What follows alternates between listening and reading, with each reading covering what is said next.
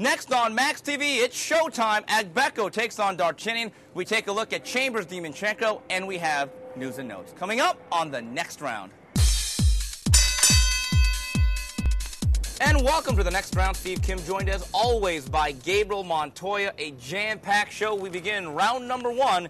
It's showtime from the Bank Atlantic Center in Sunrise, Florida. For the IBF Bantamweight title of the world, Joseph King Kong Agbeko takes on Vic Darchinyan. And lightweights in action be kicking off this Showtime broadcast. Antonio DeMarco in a WBC lightweight eliminator takes on Angus Ajaho. Take a look at the main event. I think this is a tough fight. You know, I think Vic Darchinyan is one of the most underrated fighters in the world. I know we're not the biggest proponents of the pound-for-pound list, but I don't see enough lists with Vic Darchinyan in him. This is a guy from 112, unified belts at 115, dominated Christian Moraes. He got kind of a tune-up or kind of a notch on the belt against Jorge Arce. Now he's moving up to 118 to take on one of the truly elite fighters in the bantamweight division in King Kong Agbeko. Yeah, he acts like a pound-for-pound fighter. I mean, you know, whatever that means to you in this day and age. I mean, he takes on big challenges. He goes after title holders. He takes on everybody that's in his division that seems to be a threat, and then he moves along his way to the next big challenge. I've been looking forward to this fight, Steve, since the day it was announced, man. I think it has Fight of the Year candidate written all over it. Agbeko is a very busy fighter. He's an aggressive styled fighter, but he fights a little bit out of the box in terms of being a typical Ghanaian fighter.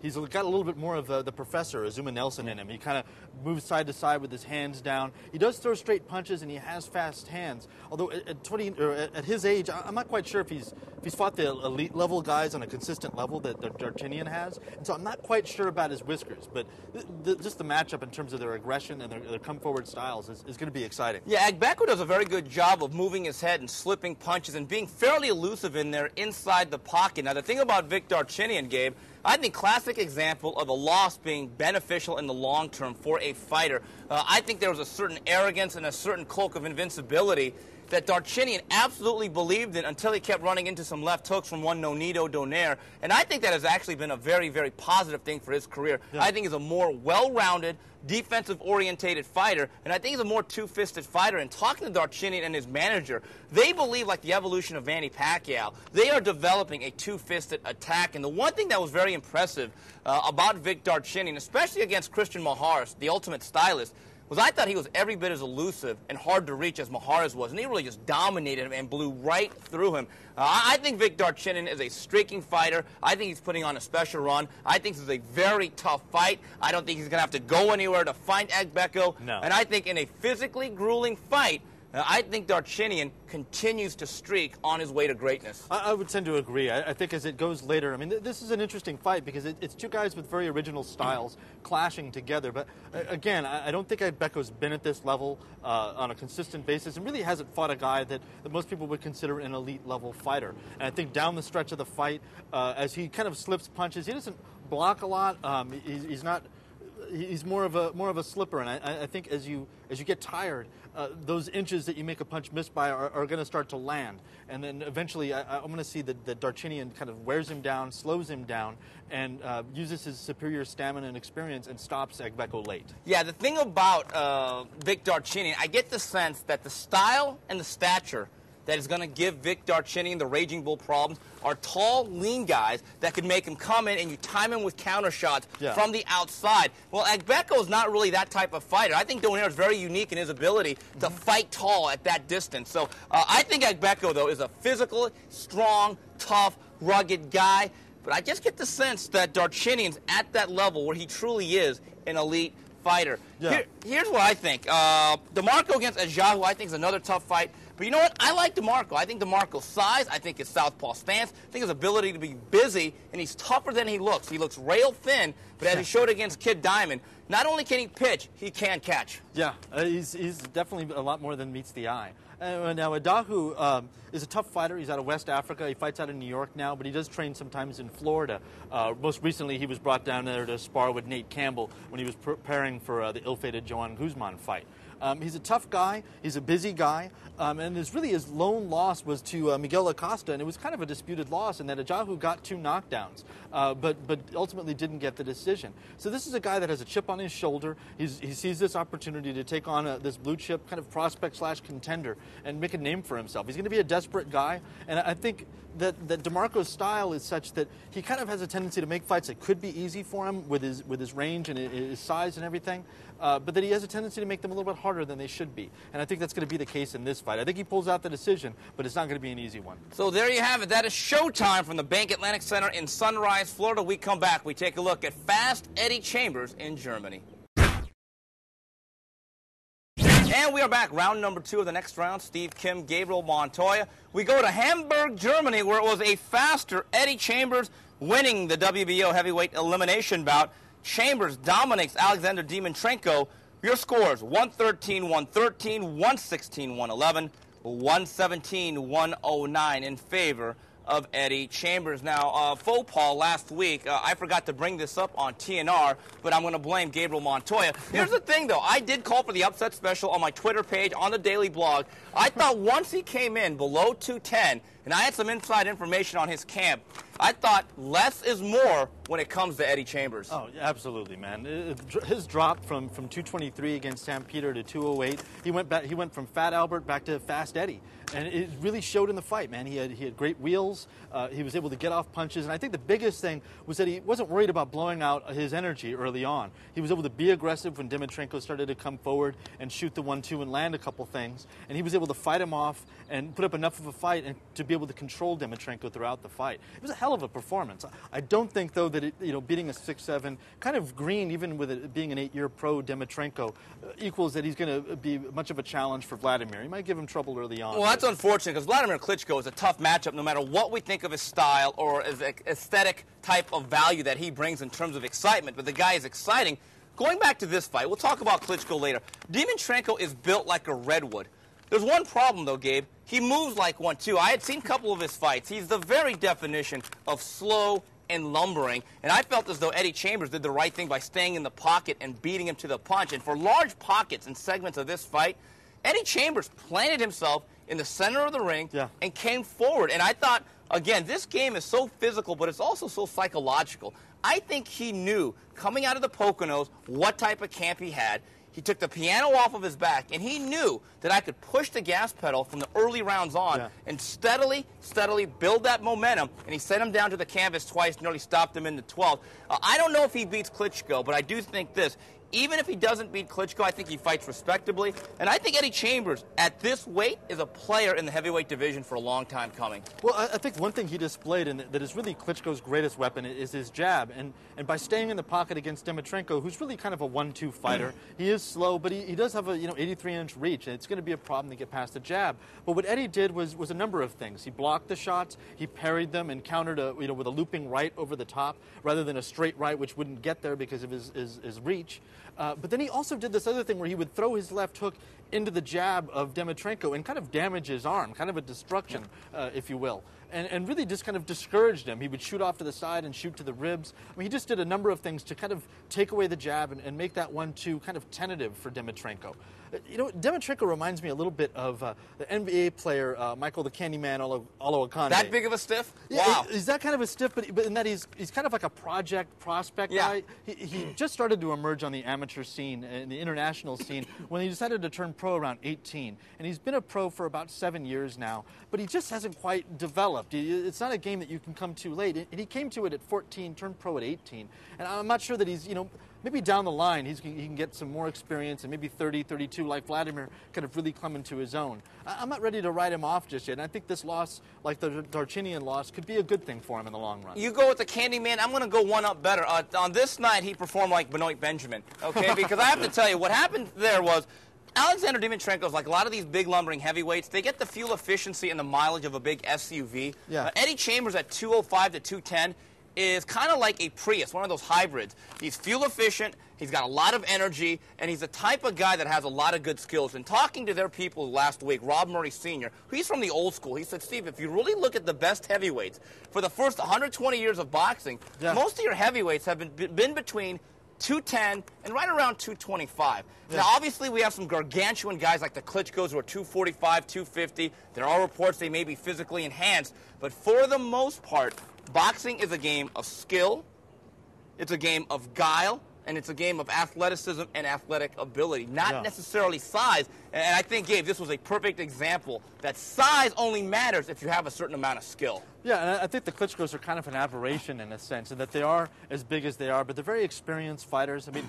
Klitschko's got damn near 60 fights, and that's kind of unheard of in this period of, in this period of boxing. And I think they've learned how to one, manage their skill, but Klitschko early on, Vladimir, was kind of a prodigious boxer. I mean, the kind of combinations that he throws are that of a welterweight, and he's kind of an anomaly in my opinion. You know what? If Chris Bird can make one of the Klitschko's quit, why not Eddie Chambers? Anything is possible, and I'll say this, take away the Klitschko's. Well, again, I truly believe no matter what you think of them, are the two best heavyweights in the world. I would say Fast Eddie against any other big man at this weight or below, I think he's at least even money against the rest of the division. Yeah, I would agree with that. And I would go a step further. I know the money is not quite there, but what if he lost the 8 pounds and went to cruiserweight? I would have to favor him against almost every cruiserweight that's out there. I think he's faster and more diverse than Tomasz Adamek. I think he beat Steve Cunningham. Yeah.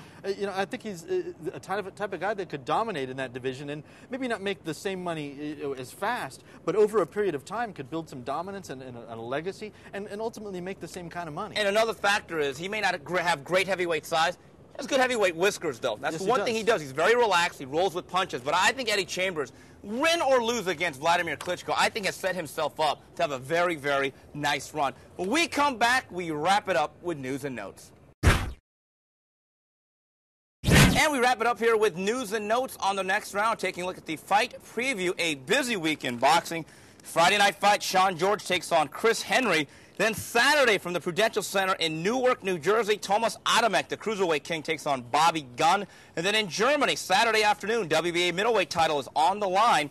Felix Sturm takes on Koren Gavor. And then in Mexico for the IBF featherweight belt, Cristobal Cruz takes on Jorge Solis. Gabe, I know yesterday, or earlier this week, you were able to talk to Sean George. I have a feeling that Sean George, and I think you can expound on this more, is at a good time and place in his career. I think maturity-wise, I think he's reached a place that has reached his physical being. I think Sean George wins this fight. I think he's a little bit more of a complete, more well-rounded fighter than Chris Henry. I would agree with that. He's talking to him, he's a very intelligent man. You can just tell he understands where he is at this point in his life. He's 30 years old. He's got to make something happen, and he's a style matchup for a lot of guys. At 6'1", he's a southpaw.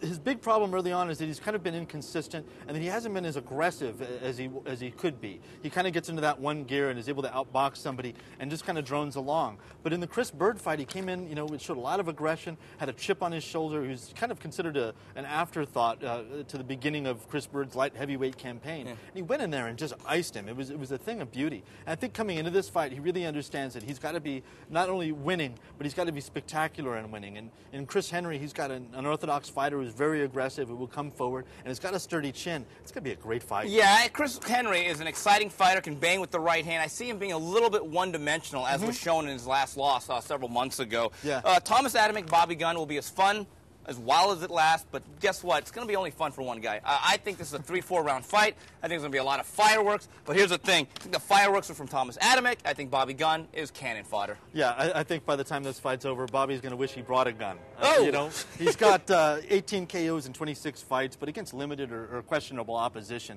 He's, ranked 35th in the U.S., but 128th in the world. I mean, I just don't think, Gunn's packing. Yeah, being the gun is not packing. The gun will be shooting blanks. And being 35th is okay in college basketball. That gets you in the March Madness. Being 35th in 5th in boxing against Tomasz Adamek, I think the best cruiserweight in the world, gets you sent out of there within the first 3-4 rounds. Gabe, I think Felix Sturm has once again another routine defense against Koren Gavor. I'm going to go bold prediction. 12-round decision for Felix Sturm. But I like this fight. Cristobal Cruz versus Jorge Solis. I don't know if it's an upset. You know what? I'm going to go with Solis. He's had one loss to the Pac-Man. I thought he fought respectably for about 5-6 rounds. Cristobal Cruz has a lot of age on him. I'm going to go with Solis. to win this fight and the title? I'm actually going with Solis myself. Oh, okay. I think he's a little younger. I think he'd be busier. He's got some nice experience. Granted, he hasn't won at the top level, but I think that's kind of emboldened him. And I just think Cruz is kind of coming not towards the end of it, but he's climbing, to the top of the hill and about to go over. As far as Sturm, versus Gavora goes, yeah, I would agree with you. It's going to be a UD. I mean, Gavora's kind of a smaller middleweight. He's 5'8". I think he's just going to get out jabbed all night long. I mean, he could get stopped, but his one big stoppage was against Arthur Abraham, which about nearly decapitated him. It was a beautiful knockout. I don't think Felix Sturm is quite that guy, and I don't think he's going to step on the gas in this fight. And wrapping it up here, big story. This could be finalized. A lot of rumors, a lot of reports about this, but this could be a fall and winter and beyond of super middleweight Showtime. That Showtime may be holding a super middleweight tournament in a round-robin format beginning this fall all the way through 2011. The names involved, Gabe, now get this: Mikkel Kessler, Carl Froch, Andre Ward, Andre Durrell, Arthur Abraham moving up, and Jermaine Taylor. Now, the basic concept that I've been told is all fighters will have 3 fights. They'll have a point system on wins, losses, and draws, and then the bottom 2 fighters will be X'd out of the tournament. Then we'll go to a Final Four, and then eventually a final beginning in 2011. It almost sounds too good to be true, but I'm hearing it's going to come to fruition. I love this format. I think this is a great job by Showtime of putting together something really spectacular. Yeah, I'm really excited about it. They've been a little bit quiet this year, and I guess the reason that Kent Hirschman said to you was that they only want to do significant events in boxing, and I think this is a really significant step forward for both the network and for the sport, where they kind of streamline the competition, put it all together, make these guys all fight each other, and win or lose, I mean, there's going to be some great bouts. The only thing that's missing, in my opinion, is Alan Green. Or Lucien Boot. But you know what? It's not perfect. If guys don't want to participate, like Lucien Boot, from what I understand, I talked to Ken Hirschman, they had other plans. He said, you know what, if you don't want to be a part of it, there's other guys we can go after. I do agree. I think Alan Green right now is more worthy at 168 than Jermaine Taylor. Absolutely. That's just my personal opinion. Jermaine Taylor's only really shown at 168 that he can beat Jeff Lacey and lose to everybody else. I just don't see what it is that he's bringing to the table other than his name. And what I like about this round-robin format is in a tournament setting, like any other sport, you run into the wrong team or the absolute wrong style. If it's one and done, you're going to have problems getting managers and promoters to kind of participate in these type of tournaments. Right. But the fact you're guaranteed 3 fights and your next year and a half is kind of mapped out, and I'm sure there's guarantees and minimums, I think that right there, to me, is the intriguing part, is that it's not going to be about a guy having one good or lucky night. You're going to have to show some consistency. Yeah. You're going to have to be one quality guy after another. And you know what? This would be the way to find a quality heir to the throne of Joe Calzaghe. Yeah, I absolutely agree. I mean, a nice little interesting note is that Jermaine Taylor gets to rematch Carl Froch. He gets to look at that last few seconds and kind of figure out what went wrong. And you know what I love is that the American guys now have to go overseas. And I've always said, why does not that happen more? Because those guys actually draw tickets, and boxing is actually a much bigger sport. And I'm going to say this: if they are able to consummate this deal, a lot of turmoil, a lot of turbulence in our world today, a lot of wars going on, that if this deal is consummated and it becomes a reality, I'm going to say it right now: we should send Ken Hirschman to the Middle East and all across the world, because if he could broker this deal, world peace will be easy to come by, won't it, Gabe? Absolutely. The man has basically worked a miracle. It's just amazing that actually that many boxers agreed to do the same thing. Right. Go ahead. Go One ahead. other note. Talked to Teddy Atlas yesterday that he is going to train Alexander Povetkin as he goes into his fight with Vladimir Klitschko this fall. They're going to have a tune-up fight. I think it's interesting. I don't know if it's going to work. Teddy Atlas is Teddy Atlas, his way or the highway. But I like the fact that the Povetkin camp understood themselves. If you look at his last couple of fights, they had hit the wall from a developmental standpoint. Yeah, I think so. His conditioning is there and his style is there. I mean, he's got so many amateur fights, like close to 300. Yeah. He's one of the most storied amateurs in the game, and really in the history of the game. But he kind of, is what it is. What I wonder is that the kind of Russian style of training, how it's going to mesh with Teddy Atlas's kind of Freudian approach to the game. Well, interesting. There are some language barriers. They are speaking through an interpreter. But Teddy already said, number one, I'm making him run at 6 o'clock in the morning as opposed to 9, just because it forms more discipline. He also said he thought it was a little bit heavy, and he said, stop eating meals so late at night.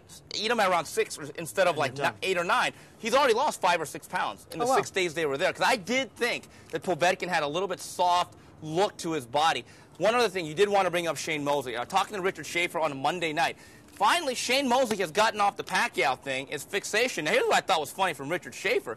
Richard Schaefer basically says, Shane Mosley, our offer to Manny Pacquiao to box him is now off the table. I hate to tell you, but that thing may have been on the table, but they were the ones who had to offer you. That's like me saying my offer to Heidi Klum to date her on Friday night is now off the table. I hate to tell you this, Shane. You were never in the running for Manny Pacquiao. Yeah. Manny Pacquiao and Bob Arum called the shots, not you. But the good news is, though, now we might get a fight with Andre Berto and guys like Kermit Citron. Realistic good fights. Yeah, I mean, I was talking to Lou DiBella a day before yesterday, and it was funny because Shane hadn't made that announcement yet, and he said, you know, we really, Andre and Citron, it's Citron's dream fight to fight Shane Mosley. And he said, you know, they were looking at the Collazo rematch, still kind of working out numbers in the purse bid, which strangely were actually lower numbers than the first fight. And they weren't that really excited about the fight, although they believe it's important to Berto's legacy. But they said if something happened and we could get Shane Mosley, that's the fight that Andre wants the most, and it's probably the fight they're going to make. So I'm pretty excited. This is a plus for boxing. Yes, absolutely. Well, that's it for this week's show. On behalf of Gabriel Montoya and the rest of Max Boxing, till the next round, goodbye, everybody.